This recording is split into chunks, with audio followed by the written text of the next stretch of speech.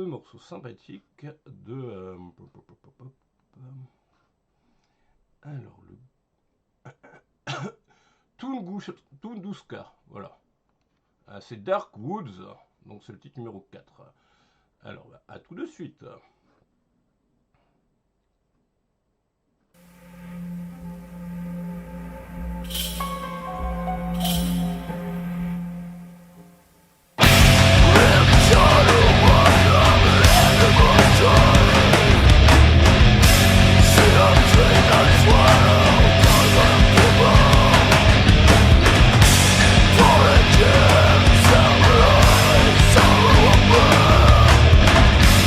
One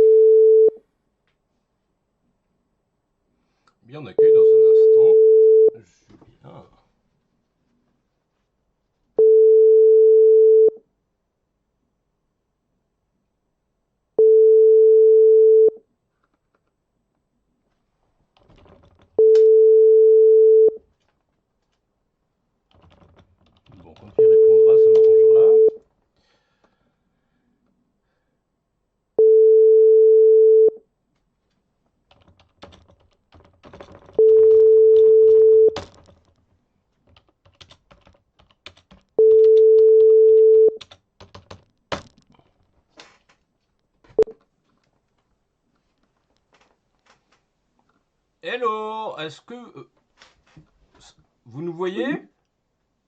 Non, Attends, bientôt, si. Voilà, là. pas l'image. On est en direct, oui. Voilà, Là, c'est bon. je vous appelle. Toujours pas. Voilà, parce que nous, on vous voit. Voilà, voilà. On vient d'écouter Mauvaise ce connexion. très très long morceau, là. Même 2 fois, puisqu'il est déjà passé tout à l'heure. Alors, bah, est-ce que vous pourriez vous présenter tous les deux? Bien sûr.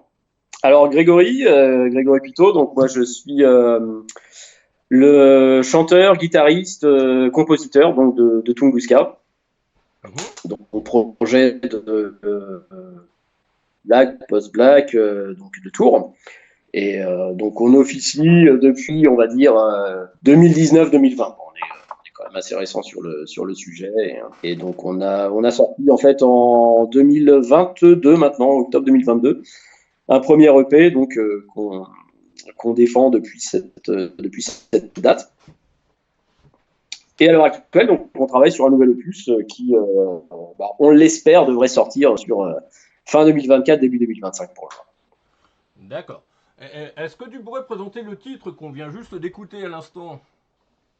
Alors le titre que vous venez d'écouter, c'est Darkwoods, donc c'est vraiment le titre éponyme de l'album. Donc qui, pour la petite histoire, hein, retrace je dirais, les dépeint un petit peu la forêt d'Aokigahara, en fait, une forêt qui est au Japon, qui est au pied en fait du mont Fujiyama et qui est renommée notamment pour être une forêt dans laquelle un certain nombre de personnes viennent pour mettre fin à leur jour et se pendre donc aux arbres de cette même forêt. Donc voilà, c'est C'est le titre joyeux. que vous avez écouté. C'est joyeux comme titre finalement. Alors c'est joyeux, C'est- oui, non, mais voilà, c'est quelque chose qui existe en fait depuis un certain nombre d'années au Japon et c'est voilà, c'est ce qui nous a inspiré en fait pour ce titre-là notamment. Ok. Et toi, Julien, est-ce que tu pourrais présenter ton groupe également? Oui, donc moi c'est Julien, le batteur de The Shadows Gone Out, donc groupe de rock industriel de Tours. Et donc on a notre deuxième EP qui va sortir dans quelques temps, on n'a pas de date prédéfinie, mais que les gens pourront écouter le 6 avril, puisqu'on sera en concert justement avec Grégory de Tunguska à Tours, à l'espace Gentiana. D'accord. Est-ce que tu pourrais représenter ton groupe dans les grandes lignes? Donc nous on fait du rock instrumental avec beaucoup de sons industriels, donc tout ce qui est Nine Inch Nails, The Young Gods, enfin toute cette scène-là et tout ce qui est rock instrumental. Et puis sur scène on a de la vidéo, enfin voilà, faut venir nous écouter en concert, notamment le 6 avril, pour se faire une petite idée de ce qu'on fait. D'accord. Et, et toi, justement, Greg, est-ce que tu pourrais présenter ton groupe, comment il est composé, qui le compose, et puis un peu son parcours depuis sa création? Alors comme je disais, oui, nous c'est un projet donc de black, post-black. Alors il y a pas mal d'influences en fait qui viennent se greffer sur nos compositions. On s'est formé, donc moi c'est un projet que j'ai fait mûrir depuis quelques temps et qui a vu le jour, donc comme je disais, fin 2019, début 2020, donc à la toute sortie en fait juste avant le confinement, pardon. On a pu donc on est trois, on est un power trio, hein, donc moi je m'occupe du chant et de la guitare, et puis Loïc Dintagé est à la batterie et Steven Werner donc à la basse. Donc on met l'accent en fait sur cette synergie en fait entre les trois. On essaie d'insuffler une certaine énergie dans nos morceaux avec des rythmiques assez lourdes, assez dissonantes. Et donc depuis 2020, on mène notre petit chemin et puis on essaye de se faire petit à petit connaître sur les différentes dates que l'on a pu effectuer. Donc sur Tours ou bien en dehors, dans la région, hein, et même on essaie de s'exporter un maximum, en sachant que c'est toujours un peu compliqué voilà, de trouver des dates et de pouvoir donc jouer dans un rayon et notamment au niveau de la France. Mm. Donc voilà, donc on essaie petit à petit de faire évoluer notre style. On revient plutôt, je dirais, sur les dernières compositions vers les racines du black metal. On essaie d'être assez proche de ces influences-là. Et donc on vous présentera d'ailleurs des news sur cette date du 6 avril prochain.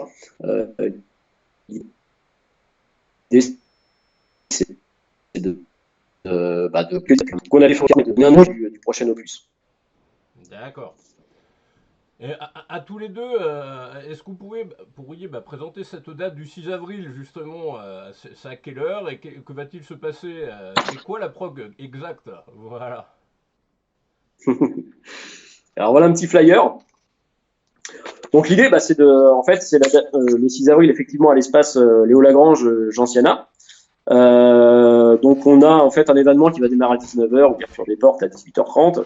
L'idée, c'était d'avoir en fait un certain nombre de groupes qui assez hétéroclites, hein, puisque vous allez avoir Midnight Stumble qui joue du grunge stoner, 20 Seconds to Comply qui fait du heavy punk, Shadow Gone Out qui est plutôt sur du rock électro, et puis donc Tunguska plutôt sur du black metal. Donc l'idée, c'était vraiment d'avoir ce panel en fait de groupes tourangeaux qui viennent se produire et en touchant divers styles en fait divers et variés. Donc voilà, donc c'est un événement assez intéressant puisque vous aurez également de la restauration sur place et tout ce qui va permettre de passer une bonne soirée ensemble. D'accord, très bien. Est-ce qu'à côté de cette date-là, vous avez d'autres projets annoncés pour les mois à venir?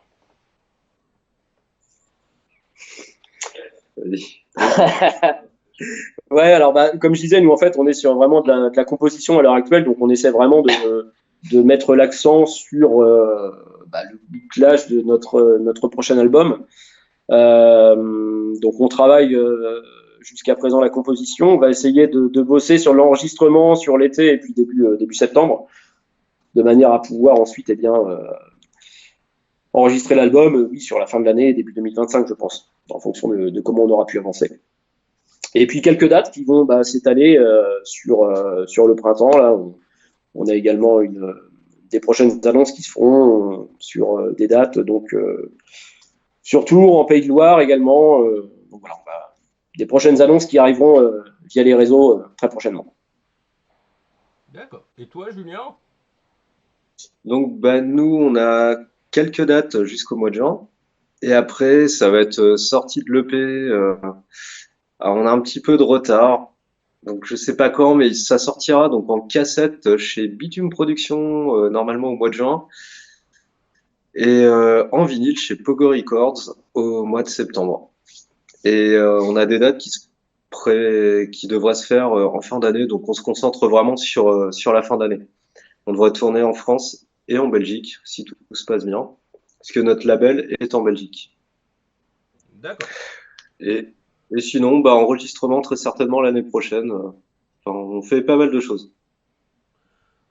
C'était pas trop galère les deux formats que vous avez choisis au niveau sortie, par exemple le vinyle et puis surtout la cassette qui est encore plus rare que le vinyle d'ailleurs. C'est Ouais, mais c'est notre génération, c'est les années 80, 90, c'est le côté un peu collector, et ça sortira qu'en 100 unités. Mhm. Donc après, il n'y en aura pas d'autres, hein. Il y en a 100 et pas d'autres. Donc il faudra se jeter dessus. Mais le vinyle, c'est pareil, c'est le côté collection et c'est quand même plus chouette qu'un CD. Donc voilà, on préfère sortir ça en format vraiment chouette pour avoir un bel objet plutôt que de sortir ça en CD et Mm. que c'est pas du consommable, hein. Enfin, Ok. voilà, quitte à sortir quelque chose, autant que ce soit un beau produit. D'accord. Eh ben, justement, est-ce que tu pourrais présenter l'EP donc qui arrive prochainement? Donc l'EP s'appellera John Doe et donc il y aura 3 morceaux, des morceaux de 3 minutes 30, taille radio. Donc nous on fait pas on fait pas dans la longueur. Le message est passé. 3:30 et ce sera beaucoup plus énervé que le premier EP. Donc avec de la double pédale, des tempos à fond la caisse, des sons indus, métalliques et tout, ça va envoyer sévère. Donc voilà, et ça sortira en dématérialisé, j'espère, dans pas trop longtemps. Mais voilà, on a eu quelques petits soucis de finalisation. On prend un peu de temps. Donc voilà pour le P, ça devrait bien envoyer. Ok, est-ce qu'il y a un ou deux titres que tu souhaiterais présenter de cette EP? Bah les 3. Eh ben vas-y. Donc il y en aura 3. Donc le morceau principal, John Doe, qui fait le lien entre le premier EP et le deuxième. Donc puisqu'on va retrouver quelques sons du premier EP, mais en version beaucoup plus énervée. Et les 2 autres qui seront bon, le mieux, ce sera de les écouter, comme ça sera la surprise. Mais il y aura beaucoup de double pédales avec des tempos très rapides, donc qui vont vraiment trancher avec ce qu'on a fait avant. C'était vraiment l'idée de faire quelque chose de différent. Mais j'en dis pas plus, le mieux sera d'écouter. D'accord. Et toi, Greg, des sorties de prévues prochainement? Bah, comme je disais, prochainement, ça va être surtout fin d'année, hein. Là, on se concentre vraiment sur la composition et la finalisation, je dirais, des compositions qu'on a pu, sur lesquelles on a pu travailler pour le prochain album. Donc voilà, sortie, ce sera vraiment fin d'année, je pense fin d'année 2024, début 2025.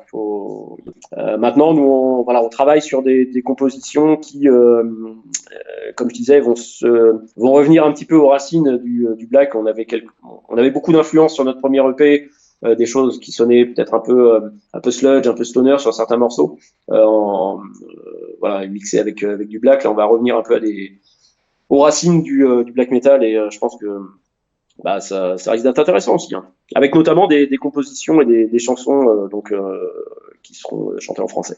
D'accord. Est-ce qu'il y en a certaines que tu souhaiterais présenter maintenant? Des titres à venir?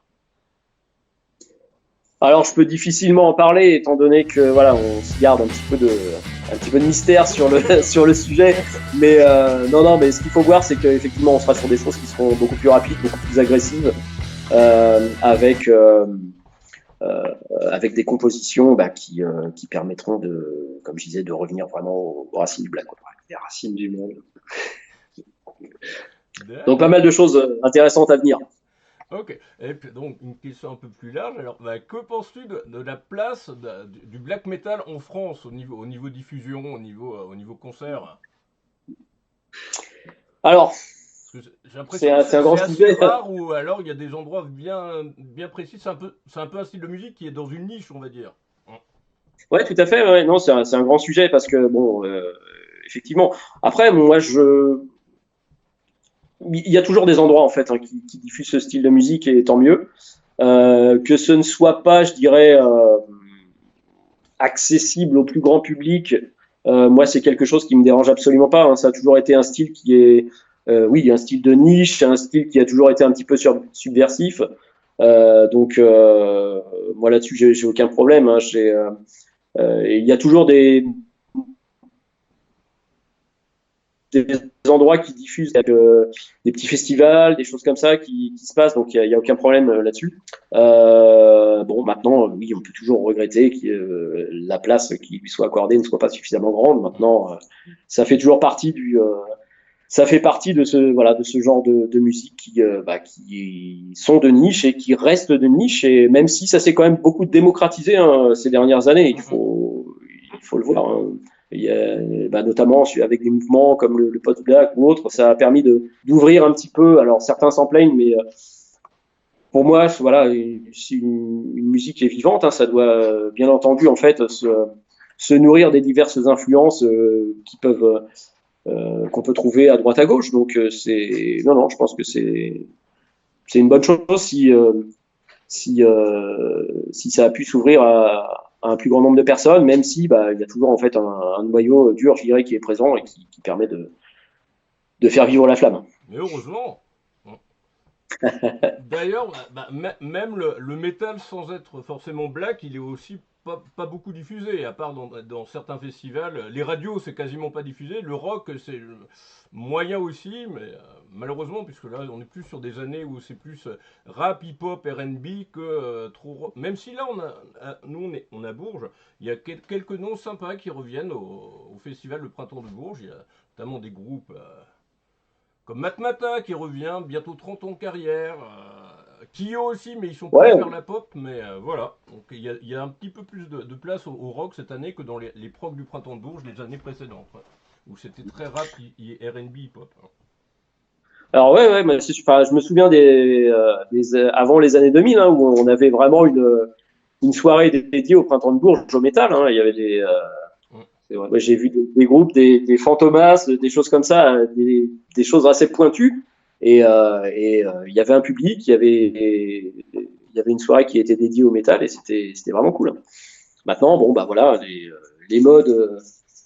Effectivement, maintenant, on est plus sur d'autres styles de musique, mais bon, comme toute mode, c'est cyclique, donc ça reviendra. Et je pense qu'il y aura probablement à nouveau des soirées métal au Printemps de Bourges dans les années à venir. Enfin, j'espère en tout cas.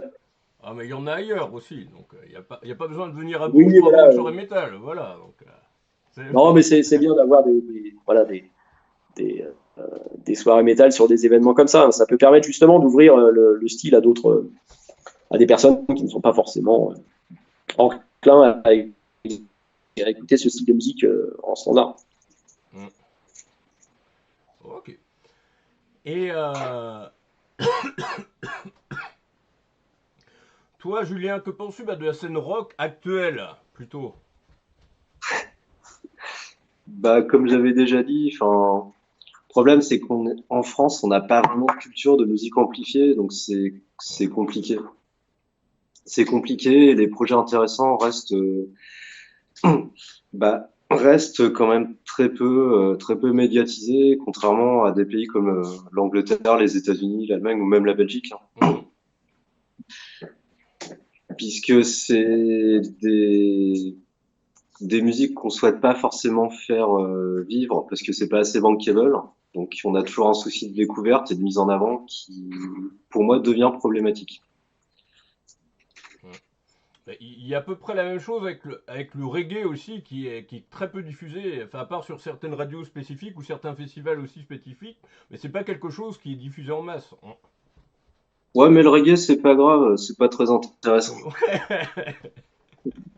Non, blague à part, oui, de toute façon, c'est la même problématique et on a qu'à regarder, enfin la scène, ne serait-ce que la scène rock en France reste, les projets qui sont médiatisés, déjà il y en a très peu et restent très mainstream.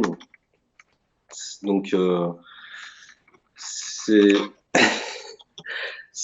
a un petit problème de chat. Mais c'est dommage puisqu'on n'est pas dans la découverte, on est plutôt dans ce qui va fonctionner et il y a une démarche que je trouve un peu dommage. Mais c'est comme ça. Et on peut pas y faire grand-chose.